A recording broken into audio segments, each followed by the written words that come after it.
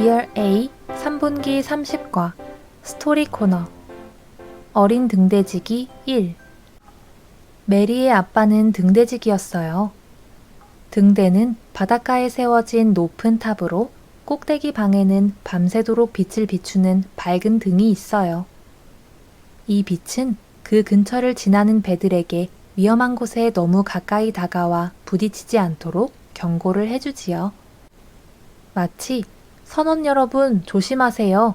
이 근처에 모래와 암초가 있으니 너무 가까이 오면 안 됩니다. 라고 말하듯이요.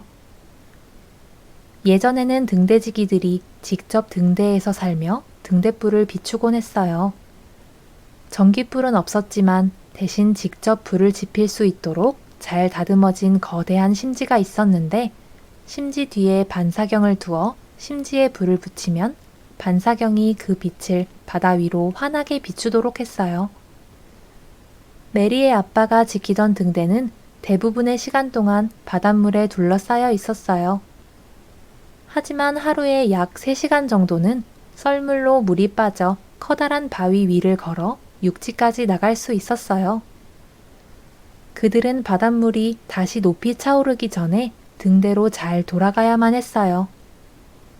메리의 아빠는 날마다 해가 지기 전에 등대에서 자신과 메리의 안전을 단단히 확인했어요.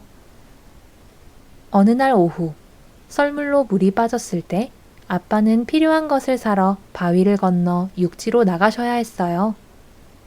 메리 혼자 등대에 남아있게 되었지요. 사랑하는 메리야, 걱정하지 마.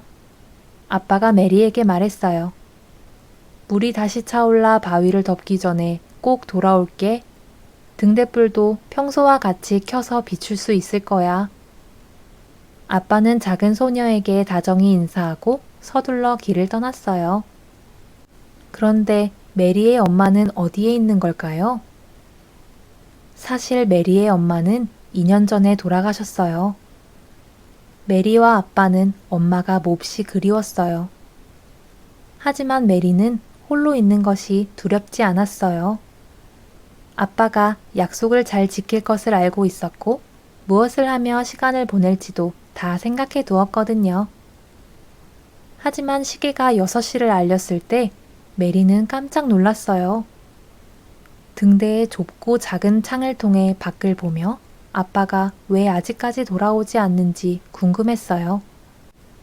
곧 물이 다시 차오를 시간이었거든요. 7시가 되자 바닷물이 바위 위로 첨벙첨벙 차오르기 시작했어요. 아빠, 제발 서둘러야 해요. 서둘러요. 메리는 창밖을 보며 크게 혼잣말을 했어요. 곧 물이 바위를 다 덮어버리면 아빠가 등대불을 켤 수 없을 거란 말이에요. 아니나 다를까 얼마 지나지 않아 물은 곧 바위를 뒤덮었고 날도 어두워지기 시작했어요. 바람이 거세게 불고 캄캄하고 성난 구름까지 몰려왔어요. 태풍이 다가오는 것 같았어요. 메리는 이제 어떻게 하지요? 이젠 아빠가 등대로 돌아올 수도 없어요. 큰 심지에 불을 붙일 방법도 없었어요. 폭풍 속을 지나는 배들은 등대 불빛만을 의지하고 있을 텐데 큰일이에요. 메리는 그동안 아빠가 큰 심지에 불 붙이는 것을 본 적은 많았지만 직접 불을 붙이기엔 너무 작고 어렸어요. 메리는 눈물을 참을 수 없었어요. 하지만 그때 사랑하는 엄마가 자주 해주시던 말씀이 생각났어요. 어려운 일이 있을 때마다 예수님을 바라보렴. 메리는 방 한쪽 구석에 가서 무릎을 꿇고 기도했어요. 예수님, 제가 무엇을 해야 할지 알려주세요. 아빠를 도와주세요. 아빠가 안전하게 집으로 돌아올 수 있게 지켜주세요.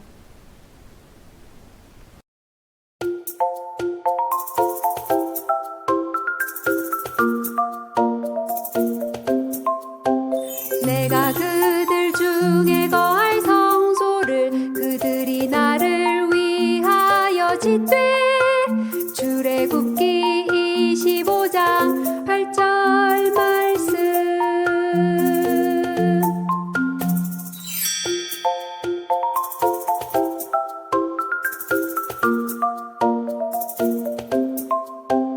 내가 그들 중에 거할 성소를 그들이 나를 위하여 짓되 출애굽기